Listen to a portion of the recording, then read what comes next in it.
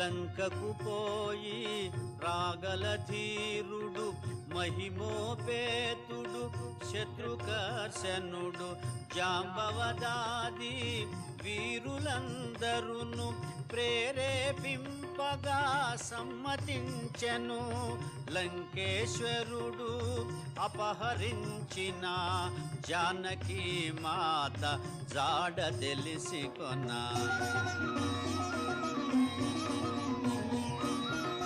తన తండ్రి అయిన వాయుదేవునకు సూర్యచంద్ర బ్రహ్మాది దేవులకు వానరేంద్రుడు మహేంద్రగిరిపై వందనములిడే పూర్వాభిముఖుడై రామనామమున పరవశుడయ్యే రోమ రోమమున పులకితుడై